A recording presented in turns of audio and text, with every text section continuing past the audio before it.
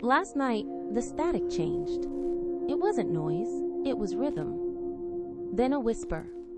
Then a name. My name. For 12 years, the silence had been absolute. The world outside this restricted outpost, outside these high surveillance tech zones, was a ghost of a memory. The silence event, they called it, a global blackout that had snuffed out every flicker of electromagnetic communication, every digital pulse, every radio wave. One moment, the world hummed with a million voices, a million data streams, a million unseen connections. The next, nothing. Just a deafening, terrifying void. Here, in this dusty, forgotten corner of Sector Gamma, I was the last ear still listening. Exiled, some might say, from my radical, unproven theories. A quantum physicist who dared to suggest that consciousness wasn't merely a byproduct of neural activity, but an emitter of its own measurable frequency. A frequency that, if tapped into, could connect us all, a layered web of shared awareness. They'd called it pseudoscientific, dangerous.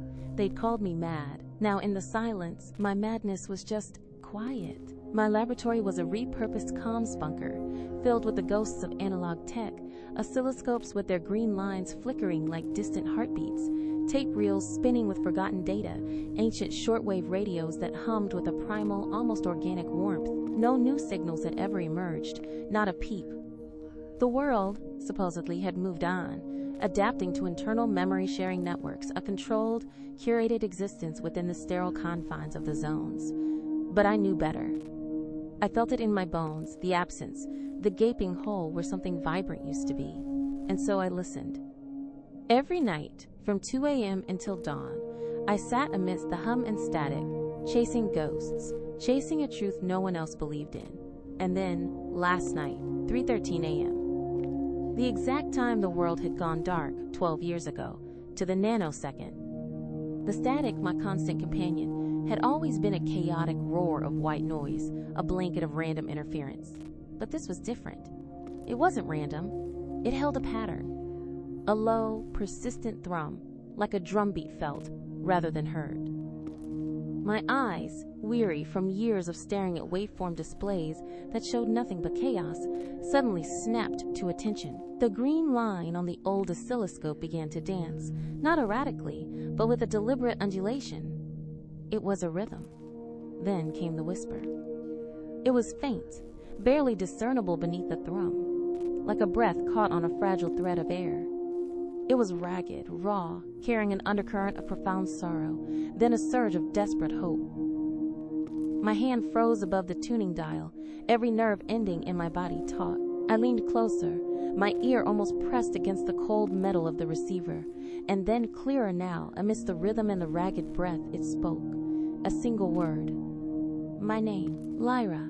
The sound of it, spoken by a voice that was both intimately familiar and utterly alien, sent a shockwave through me. It was my voice, unmistakably. The same timbre, the same subtle inflection on the Y. But it was softer, overlaid with an exhaustion that was not my own, yet resonated deep within my chest. And then, as quickly as it had begun, it stopped. The rhythm faded. The whisper vanished, and the static returned to its mundane roar. The display flatlined. I stared at the time readout, 3:16 a.m. Exactly 3 minutes. Sleep was impossible after that. My mind raced, dissecting every microsecond of the event. Coincidence? A hallucination brought on by years of isolation and obsessive pursuit? No. The data was there. I'd captured it, a raw, unadulterated 3 minutes of anomaly. I spent the rest of the night poring over the waveform, isolating the rhythmic pulse, amplifying the barely there whisper. It was an emotional pulse, I realized, something far more complex than simple sound waves. It was like breathing, translated into pure, resonant frequency. Each rise and fall, each subtle tremor seemed to carry a burden of unspoken emotion. The next night, I was ready. My ancient recording equipment, powered by a meticulously maintained solar array, was primed. My neural interface, a crude pre-blackout device I'd salvaged and rewired, designed to map brain activity, was connected, At 3:12 a.m., I held my breath, and precisely at 3:13 a.m., it happened again. The static shifted, the rhythm returned, strong and clear, resonating through the bunker. And then, the whisper, "Lyra, listen." The voice was firmer tonight, less fragile, but still unmistakably mine. As the 3 minutes unfolded, I watched, transfixed, as my own neural patterns, displayed on a separate monitor, began to mirror the incoming signal's emotional waveforms. It wasn't just a voice, it was an emotional echo, a perfect superposition. My fear, a jolt of startled recognition, was reflected in a sudden peak in the signal. My rising hope, a gradual swell. It was as if my very consciousness was being reflected back at me, a profound, unsettling mirroring. Each night the signal returned, always at 3:13 a.m., always lasting exactly 3 minutes. And each night it grew a little clearer, a little more distinct. The voice, my voice, began to weave fragments of sentences, disjointed thoughts, like pieces of a shattered mirror. The collapse, it's coming. They lied about the silence. Find the core before it's too late. And then the memories began. Not my memories, not entirely. They seeped in slowly, at first like faint echoes at the periphery of my mind, then growing bolder, clearer, more intrusive. A flash of a vibrant, impossibly blue sky that wasn't the dull synthetic dome of our tech zone. The scent of rain on something called Earth, a concept I only knew from historical archives. A burst of laughter from faces I didn't recognize, yet felt an aching familiarity with. A searing, gut-wrenching grief over a loss I couldn't place, for people I had never known. My identity, once a sturdy edifice of scientific logic and disciplined solitude, began to fracture. Who was I? The Lyra who sat in this bunker, meticulously decoding signals, a prisoner of a silent world? Or the Lyra whose memories now flooded my mind, a phantom twin experiencing a different life, a different reality? The voice in the signal was me, yes, but it was also her, a Lyra from another timeline, another world, speaking across the impossible void. And she was warning me of a collapse that, by her own desperate tone, sounded eerily similar to the silence event that had swallowed my own world. Had her world already fallen? Was this a message from beyond the grave of a dying reality? The emotional progression was agonizing. At first, there was the exhilarating thrill of discovery, the validation of my long-derided theory. But then came the deep unease, the disorientation. I felt like a vessel filling with another person's essence. My own self gradually diluted. I'd wake up, gasping, from dreams that were not my own, filled with vivid sensations of a life I hadn't lived. I'd find myself reaching for things that weren't there, speaking words in a language I didn't know I understood. The line between Lyra Hahn, quantum physicist, and the other Lyra, the source of the signal, blurred into an unbearable haze. Panic gnawed at me. Was I losing my mind? Or was I finally, truly waking up? The disorientation was not a singular event, but a creeping malaise that infiltrated every waking moment. I'd be meticulously calibrating a pre-blackout frequency modulator, my hands precise, my mind focused, when a memory would slam into me. The raw, thrilling taste of wild berries on a summer morning. A taste so vivid it made my tongue tingle, yet I knew no such fruit existed in our climate-controlled zones. Or the rough texture of a hand in mine, warm and calloused, distinct from the smooth, cool surfaces of my lab. These weren't fleeting images. They were full sensory experiences, complete with accompanying emotions, a quiet joy from the berries, a profound comfort from the hand. Whose hand? Whose joy? My own memories, the ones that define my life in the tech zone. The sterile clang of metal doors, the muted hum of ventilation systems, the taste of nutrient paste began to feel thin, almost artificial. It was like living in a muted photograph while a vibrant, full-color movie played just behind my eyes. One morning, I reached for a coffee mug, only to stop, my fingers hovering, convinced for a split second that I should be reaching for a dew-kissed teacup on a sun-dappled porch. The dissonance was physically painful. I felt like a cracked mirror, reflecting two different realities, neither fully my own. The voice from the signal, no longer just a whisper but a growing chorus in my mind, seemed to be amplifying this disjunction, urging me towards a synthesis I didn't yet understand. The self is a construct, it hummed one night, the words resonating with a strange, undeniable logic. A single note in a vast chord. What if you are meant to be the symphony? The terror was constant, a cold knot in my stomach. Was this enlightenment or insanity? But beneath the fear, a deeper current of curiosity pulled me forward. My scientific instincts, dormant for so long, were reignited not by external phenomena, but by the landscape of my own fracturing psyche. I documented every memory fragment, every emotional echo, every new phrase from the voice. I charted the temporal and emotional gradient, searching for a pattern, a structure within the chaos. The more I listened, the more I realized that the other Lyra wasn't just sending data, she was sending herself. The connection deepened with each passing night, becoming less like a signal and more like a shared stream of consciousness. It was as if the other Lyra and I were two tributaries converging into a single, powerful river. Her emotions became my emotions, her thoughts intertwined with my own. I started anticipating her warnings, feeling the surge of her fear or the calm of her determination before the words even formed in my mind. This profound merging wasn't always harmonious. There were moments of intense psychic friction where two distinct identities grappled for dominance. I'd find myself caught between her desperate urgency and my own ingrained caution, between her vibrant, chaotic memories and my sterile, ordered reality. It was like being stretched taut between two poles, a constant hum of tension. One particular night, a wave of profound sorrow washed over me, a grief so intense it brought me to my knees, sobbing uncontrollably. It wasn't my grief, not entirely. It was hers. A memory flashed, a child, small and bright, laughing in a sun-drenched field. Then, a sudden shadow, a fading light, and the agonizing ache of loss. My heart felt ripped open, yet I knew no such child. When the wave receded, leaving me shaken and breathless, the other Lyra's voice was gentle, a comforting presence, a necessary empathy, she whispered, to understand the cost, to fuel the fight. It was then I understood. These weren't just warnings, they were lessons, emotional inoculations, preparing me for the scale of suffering and joy that awaited a reconnected humanity. With each new memory, with each new emotional resonance from the other Lyra, my own worldview expanded and crumbled simultaneously.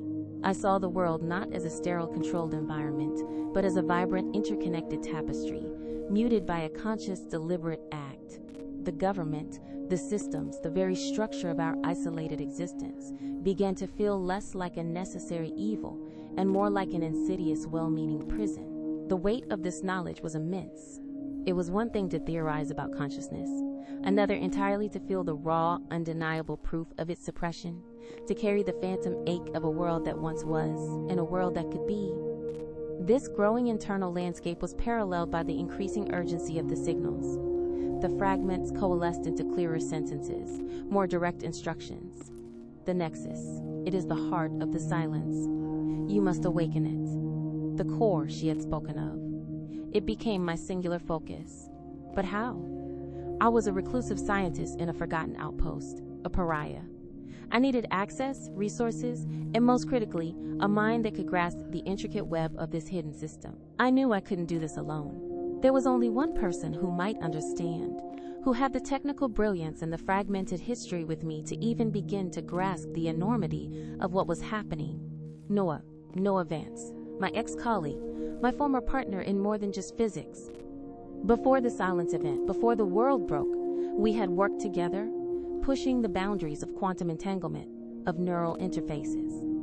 We had shared late-night calculations, heated debates, and quiet moments of understanding that transcended words. There had been love, once, a quiet, fierce flame that burned in the backdrop of our intellectual pursuits. Then the blackout had happened, and with it, a strange, selective amnesia had settled over so many. Noah was one of them. He remembered me, vaguely, as a brilliant but eccentric physicist.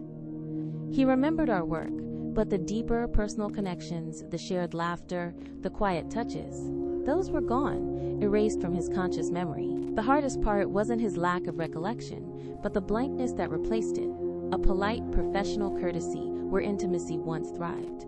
It was like seeing a beloved painting where crucial colors had simply faded to white. He now worked in Sector Beta, a sprawling data hub managing the new memory sharing systems, ironically. It took weeks of navigating bureaucratic layers, forging access codes, and leveraging old forgotten favors to even get an audience with him. The process was a frustrating dance, with a labyrinthine bureaucracy designed to keep everything compartmentalized and everyone isolated. I had to appeal to long-forgotten departmental alliances, call in markers from favors I barely remembered granting, and even resort to some well-placed, entirely fictional data anomalies in the system to justify my urgent need for consultation, with no advance, a name that still held a certain prestige in the higher echelons of data management. When I finally found him, in a sterile, brightly lit office, he looked older, his dark hair threaded with silver, his eyes still holding that familiar spark of intelligence, but now shadowed with an unfamiliar caution. The vibrancy I remembered had been muted, replaced by a quiet resignation. "Lyra," he said, his voice flat, devoid of the old warmth. It was a mere recognition, not an acknowledgement of shared history. "What brings you out of the ghost zone?" His term for my restricted outpost was a casual dismissal, yet it stung. I laid out my findings meticulously, clinically, ignoring the tremor in my hands. The rhythmic pulse, the emotional waveforms, the uncanny matching of neural patterns, the fragmented memories. I showed him the raw data, the spectral analyses, cold, hard proof of an impossible phenomenon. He listened, his brow furrowed, occasionally tapping a finger against his chin, a gesture I remembered from a lifetime ago, when he was deep in thought. He was skeptical, of course. Who wouldn't be? But the data, presented with the cold, hard logic he respected, began to chip away at his reserve. I saw the flicker of his analytical mind taking hold, the puzzle solver within him stirring. "Matching neural patterns," he murmured, leaning closer to the oscilloscope display, his breath ghosting my cheek. A familiar proximity, now imbued with an unsettling distance. "That's impossible, unless..." He trailed off, his eyes widening slightly, a fleeting spark of something I couldn't quite decipher. A memory? A premonition? Unless it's a known theoretical construct that was deemed too dangerous to explore. "Unless what, Noah?" I pressed, my voice urgent, hoping to fan that spark into a flame. He shook his head, as if clearing cobwebs. "Nothing. Just a theoretical construct, unrelated." But his denial felt too quick, too dismissive. I saw the shift. The seed of doubt, of possibility, had been planted. I pleaded, reasoned, even begged.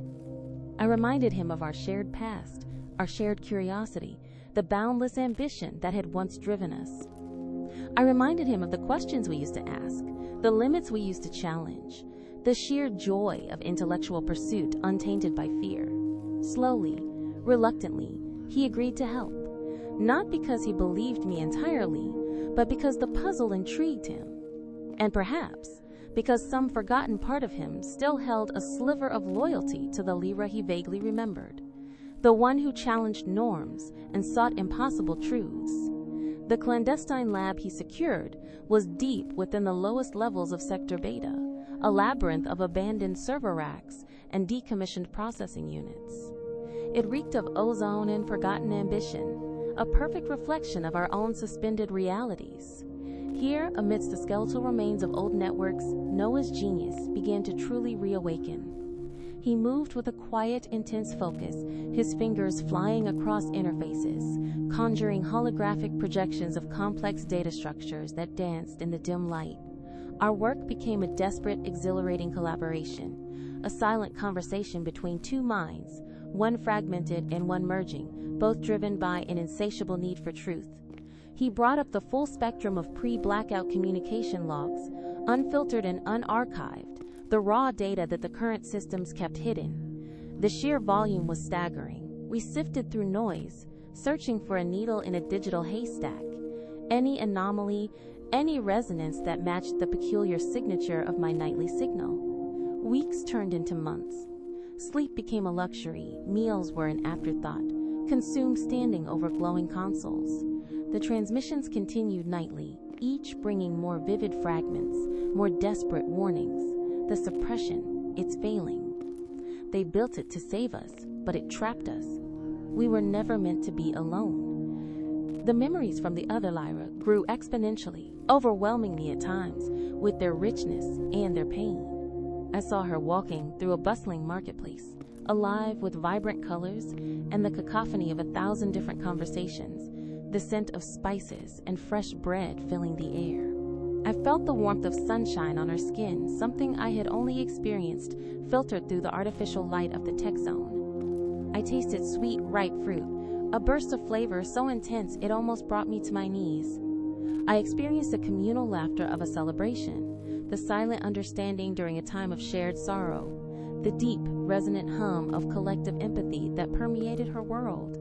But intertwined with these beautiful foreign sensations were moments of profound sadness, a deep, pervasive anxiety about an impending cataclysm. Her world, I began to understand, was not collapsing from external forces, but from an internal fragility, a growing disunity that paralleled our own forced isolation. They had embraced the consciousness web, but failed to develop the self-discipline, the filtering mechanisms to truly integrate without succumbing to its overwhelming nature. Their freedom had become their undoing. Noah's skepticism slowly eroded, replaced by a growing fascination, then alarm. He began to cross-reference the unique frequency signatures I was pulling from the signal with classified government projects from before the silence. His face, usually impassive, grew increasingly strained, lines of fatigue etched around his eyes. He spent hours hunched over his terminal, fingers flying across holographic interfaces, muttering to himself, lost in the intricate web of forgotten data. The air in the lab grew thick with unspoken tension, a silent acknowledgement of the seismic shift occurring in his understanding. One night, amidst a flurry of holographic data projections, he froze. His fingers hovered over a complex diagram, a schematic of interconnected neural pathways, overlaid with a series of suppression fields. The schematics glowed with an ominous internal light, like a spider web spun from pure energy. This can't be, he whispered, his voice hoarse, ragged with disbelief. His eyes darted to mine, filled with a mixture of dawning horror and a terrible familiar guilt. The spark I had seen earlier had ignited into a consuming fire of realization, illuminating the dark corners of his own forgotten past. "What is it, Noah?" I demanded, my heart pounding, a cold dread coiling in my stomach. I stepped closer, peering at the schematic. The interwoven lines, the energy dampeners. It was horrifyingly familiar, a twisted reflection of my own theoretical work, a grotesque inversion of my dreams. This was my project, he confessed, his voice barely audible, laced with self-loathing. His shoulders slumped, as if bearing the weight of a monumental sin, a burden he had unknowingly carried for 12 years. Not mine alone, but I helped develop it. The neural suppression system. He closed his eyes, a single tear tracing a path through the dust on his cheek. My God, Lyra, I built the cage. The words hit me like a physical blow, colder than the sterile air conditioning. My own consciousness frequency theory, distorted, weaponized, a system designed not to amplify connection, but to sever it, to block the very interconscious frequencies I believed in. The irony was a bitter metallic taste in my mouth. My life's work, used against humanity by the very man I loved. He explained, his words tumbling out, laced with a growing self-loathing, the scientific jargon laced with a raw, emotional truth. After the initial, chaotic bursts of what we now know as layered awareness, after the first, brief flicker of the global consciousness web, humanity experienced a mass psychological breakdown. Overload. Everyone, everywhere, suddenly connected to everyone else's raw emotions, their thoughts, their fears. It was pandemonium.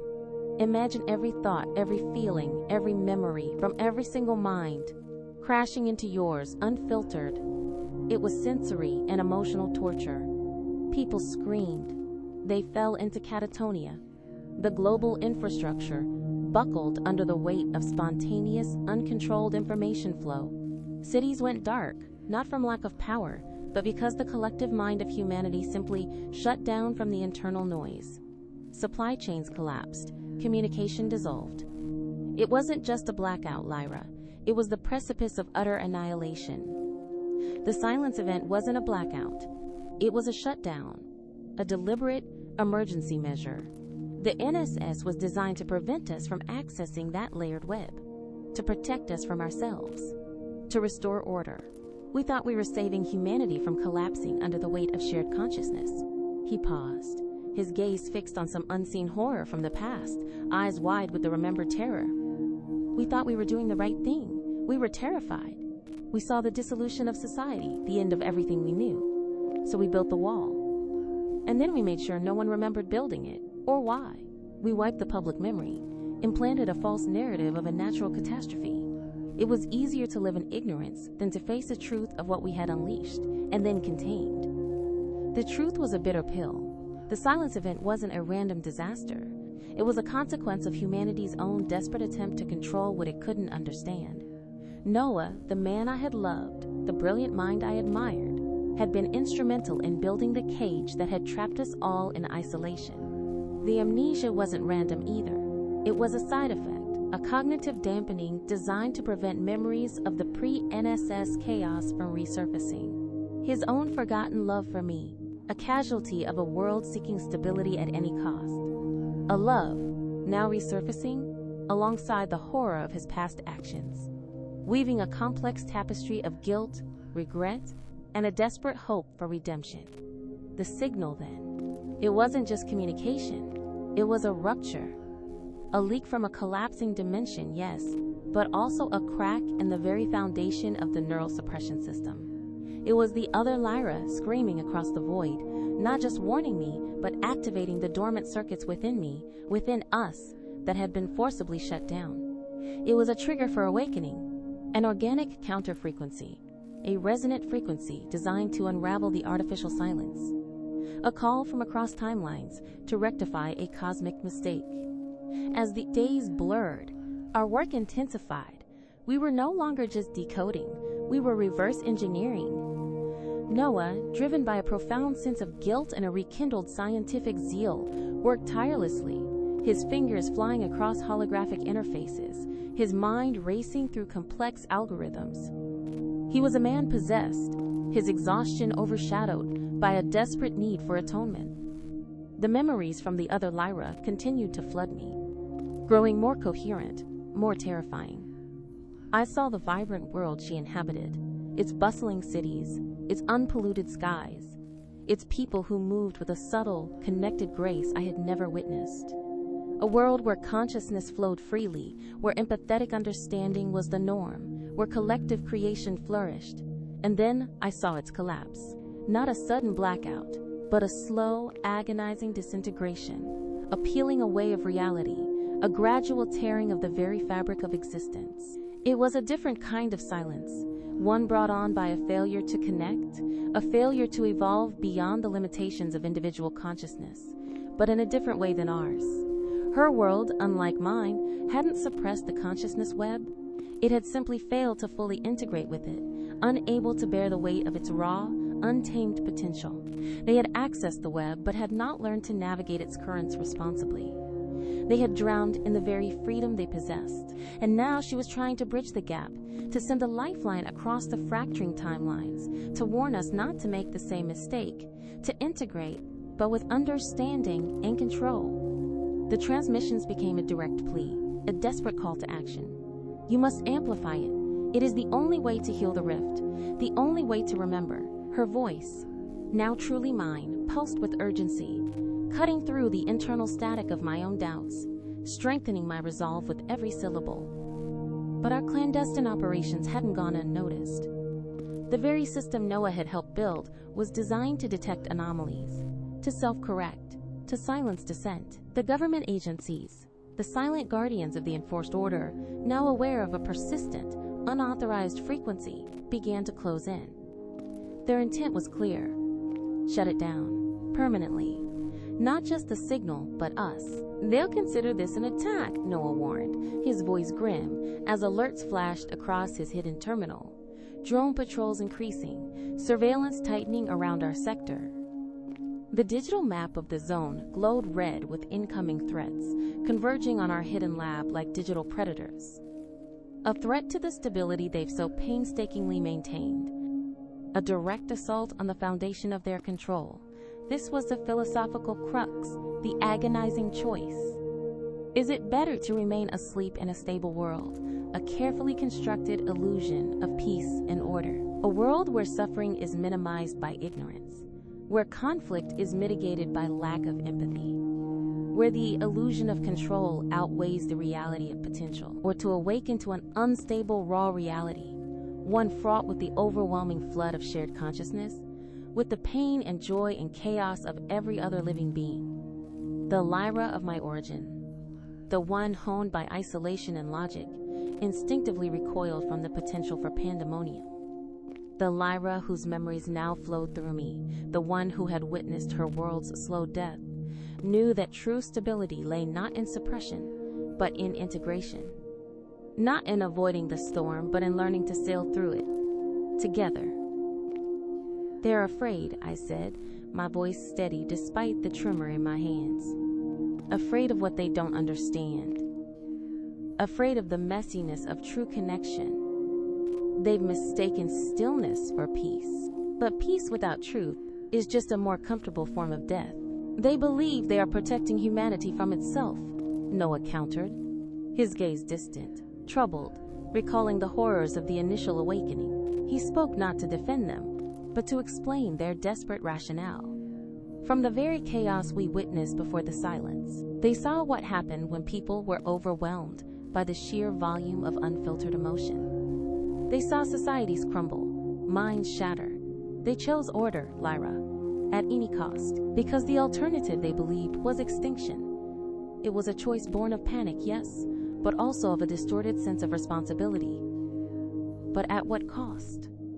I challenged, my voice rising, passion overriding my ingrained caution. A world where we are all ghosts, cut off, isolated, a world where we can't even remember love because it's been deemed too chaotic to process, where our deepest connections are censored, our collective potential throttled. Where is the humanity in that, Noah? Is this stability, Noah? This suffocating silence? Or is it a prolonged death? My words hung in the air, weighted with the echoes of two worlds. His eyes met mine, and for the first time since the blackout, I saw a flicker of the old Noah, the one who wasn't afraid to question, to challenge. The guilt in his gaze was palpable, but so was a dawning understanding, a shared realization, a fierce determination. The memory of our love, though still a fragmented phantom, was now a resonant hum in the background, reinforcing our connection, solidifying our purpose. He had been a part of the problem, but he was choosing to be a part of the solution, a conscious act of redemption that transcended fear. The Lyra from the signal, I continued, pressing my advantage. Her world is collapsing not from overload, but from a different kind of disconnect. A failure to embrace the next step. Maybe the chaos they feared wasn't the end, Noah. Maybe it was just the birth pains of something new. A necessary, terrifying transition to a higher state of being. We just need to learn how to walk through it, not shut it down. We need to remember, and then we need to learn. He looked at the pulsing signal on the screen, then at the increasing number of government alerts, then back to me. His jaw was set, determination replacing despair. We need to override the primary suppression nodes. It's the only way to get a wide enough broadcast, to reach everyone. If we're going to do this, Lyra, we do it right. No half measures, no more silence. The plan was audacious, dangerous, and exhilarating in its sheer defiance.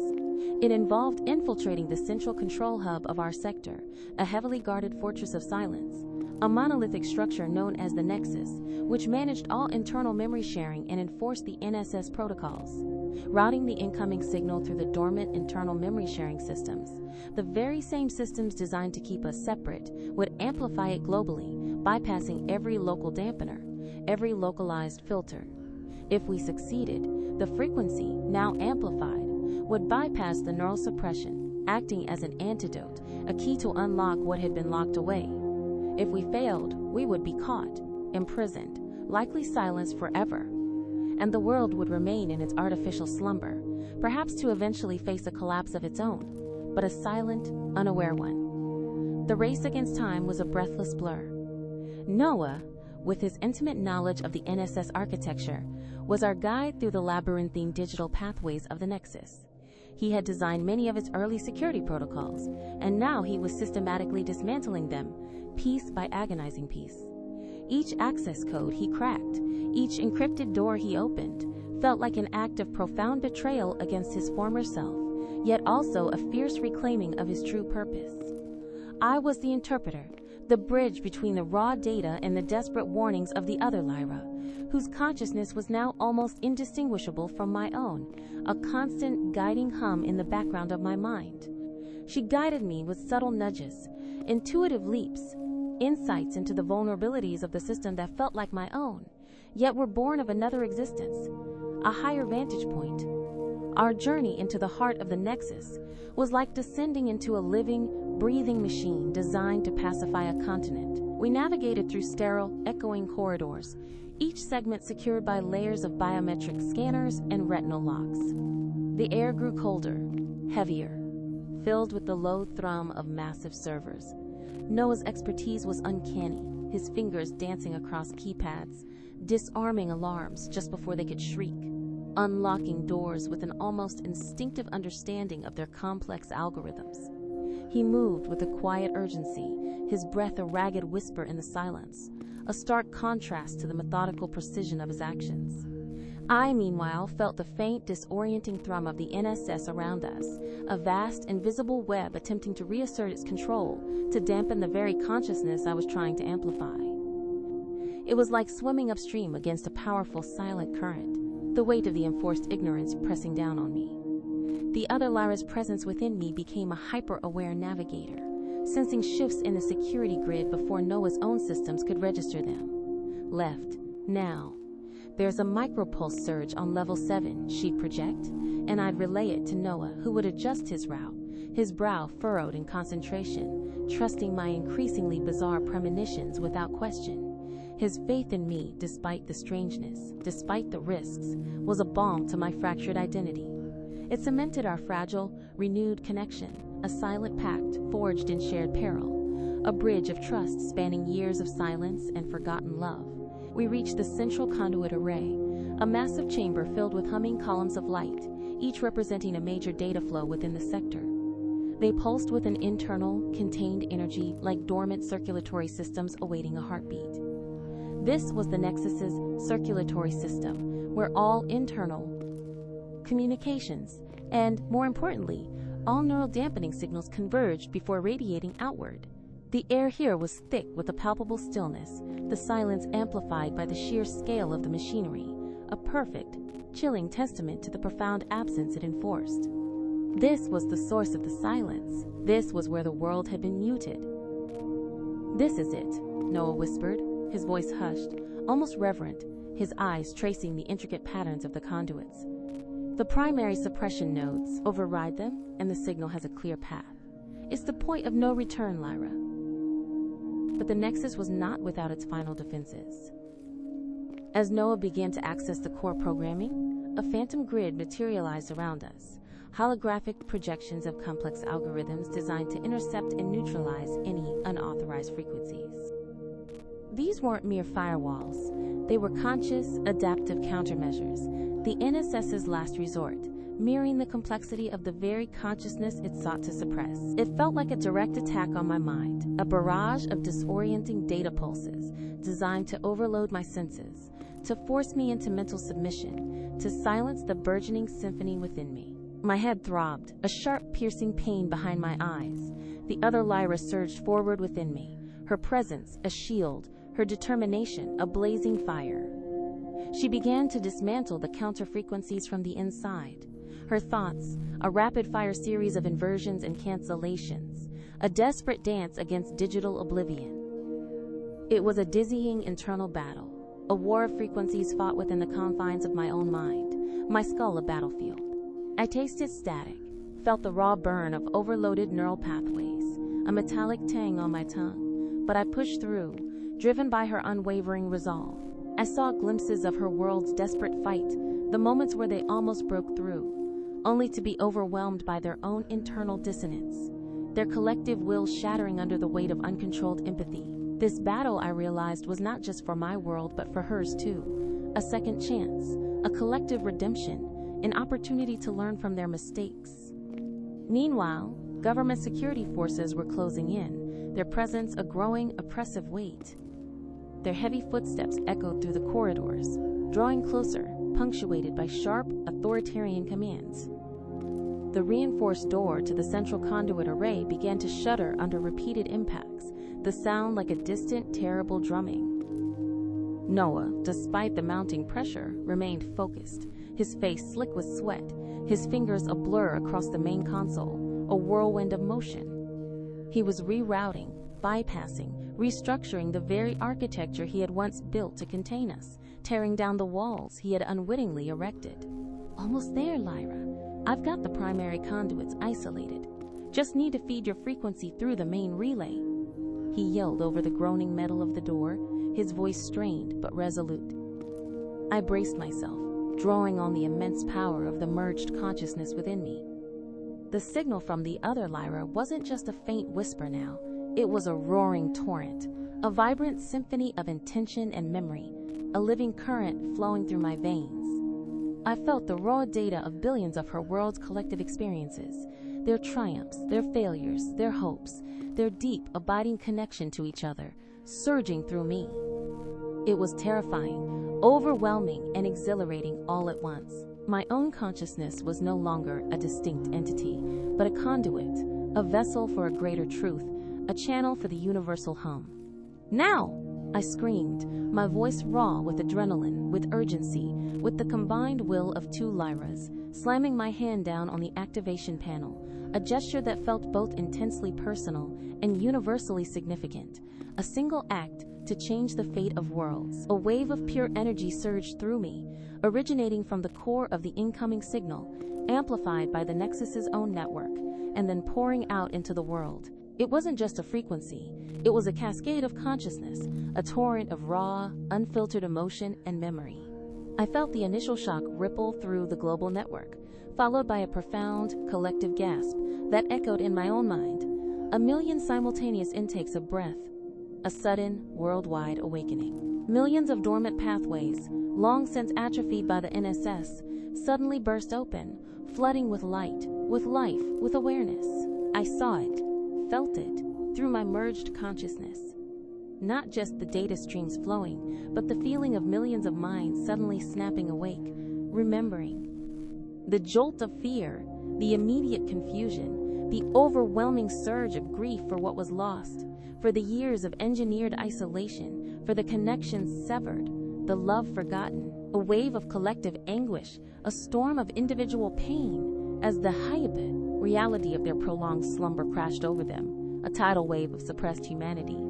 But then, swiftly, came the wonder, the recognition, the profound, undeniable truth of connection, a wave of shared empathy, a cascade of forgotten warmth. I felt the relief of a mother remembering the scent of her child's hair from before the silence, the sudden, overwhelming love of a partner recalling a shared joke, the quiet understanding of a stranger knowing the depth of another's silent struggle, the profound, resonant echo of shared humanity. It was chaos, yes, but a beautiful, vibrant human chaos. It was a wave, both terrifying and exhilarating, crashing over the world, washing away the carefully constructed silence, a symphony of awakening, of belonging, of remembering. The sensory input was almost unbearable, a kaleidoscope of human experience. I was experiencing everything at once. The sudden shock of a technician in Sector Delta remembering his long-lost brother, the joyous tears of an old woman in Sector Epsilon recalling the melody of a lullaby her grandmother used to sing, the terror of a guard in Sector Alpha, suddenly overwhelmed by the collective trauma of the silence event itself, reliving the initial chaotic surge. I felt the quiet pride of a scientist in Sector Gamma remembering a discovery suppressed, the profound empathy of a doctor in Sector Beta feeling the pain of a patient across the globe, the shared wonder of children across continents simultaneously rediscovering the concept of an unfiltered sky. It was a cacophony of emotion and memory, each distinct yet all interwoven, forming a single immense tapestry of rediscovered consciousness. My legs buckled under the weight of it, the sheer magnitude of awakening humanity, the universal hum of rediscovered life. Noah caught me before I fell, his arm a solid anchor around my waist, his own body trembling slightly, a shared vibration. The central conduit array, once humming with contained power, now pulsed with an eerie, radiant blue light, the amplified frequency vibrating through every atom, every molecule in the chamber, resonating deep within my bones, a living current flowing through my very being. The reinforced door to the array finally buckled with a screech of tortured metal, spraying sparks as armed guards burst through, their faces grim, their weapons raised, their movements still driven by a fading, ingrained obedience. But it was too late. The signal was out. The frequency was amplified, irreversible. The world was remembering. The guards, for a moment, were frozen. Their eyes, though still hardened by years of discipline, flickered with an uncharacteristic uncertainty. I could feel it, even from them. The first, faint tendrils of awakening memory, a flicker of doubt in their orders, a hint of something deeper stirring beneath their conditioned obedience. One guard, a burly man with eyes that had seen too much, dropped his weapon, a clatter of metal against the sterile floor, and collapsed to his knees, his face crumpling as a wave of profound personal memory washed over him. He was not alone. Around us, other guards hesitated, their resolve crumbling as the truth of their own hidden pasts and the hidden connections to those around them flooded their minds. Noah stood beside me, his arms still around my waist, bracing me against the surging tide of shared consciousness, our breaths mingling in the electrified air. His eyes, once clouded by selective amnesia, were now clear, shining with a depth I hadn't seen in years. The caution, the resignation, the polite distance, all gone. In their place was raw emotion, a profound and aching love that mirrored the resurgence of my own, not just for him, but for all of humanity. He looked at me, a profound, aching love in his gaze. "Lyra," he breathed, the old warmth finally returning to his voice, his thumb gently caressing my arm. "I remember everything." He wasn't just remembering our love, but the fundamental, shared humanity that had been suppressed for so long. He remembered the truth of who he was and who we all were meant to be. The burden of his past actions was still there, but now it was transmuted into a powerful drive for collective healing. We walked out of the bunker, past the stunned, confused guards, who slowly, almost instinctively, lowered their weapons, their faces contorted not by anger, but by a dawning, often painful realization. Some dropped to their knees, clutching their heads, overwhelmed by the sudden influx of memory. Others simply stared, tears streaming down their faces, eyes wide with incomprehension, and then, slowly, a fragile hope, a glimmer of light in the depths of newly awakened despair. We stepped into the vast, echoing silence of the Sector Gamma outpost, which was no longer truly silent. The air shimmered with an unseen energy, a chorus of faint, ethereal hums that only I, with my amplified perception, could fully discern, but soon everyone would. The synthetic sky above us, usually a bland, unfeeling gray, now shimmered with an almost imperceptible aura, as if unseen currents of thought and emotion were flowing through it, painting it with invisible, kaleidoscopic hues. It was the collective consciousness, waking up, finding its voice, its form, stretching its limbs after a long, enforced slumber. I looked up, and for the first time, I felt the vastness of the world, not as an isolated zone, but as a living, breathing entity, connected in a way it hadn't been in 12 long years. I felt the pain, the joy, the fear, the hope of billions of awakened souls, a symphony of humanity roaring back to life. It was a chaotic symphony, yet undeniably beautiful, undeniably real. The initial fear of pandemonium was still there, a distant echo, but it was overshadowed by the profound sense of belonging, of unity, of a shared destiny. We were no longer fragmented notes. We were becoming the chord, harmonizing in a grand, terrifying, beautiful overture. The silence was truly broken, replaced by the resonant, complex song of a fully remembered humanity. We had opened the floodgates, and now the true work of learning to swim together would begin. My voice, merged now with the clear, resonant tone of the other Lyra, echoed not just in the air, but in the very fabric of the newly awakened consciousness web. It wasn't just me speaking. It was us. All of us. The Lyras, the Noahs, the countless fragmented memories, finally coalescing into a singular, undeniable truth, radiating outward, touching every mind, every heart. The words were a beacon, a homecoming, a promise. You are not alone. You never were. And now you remember.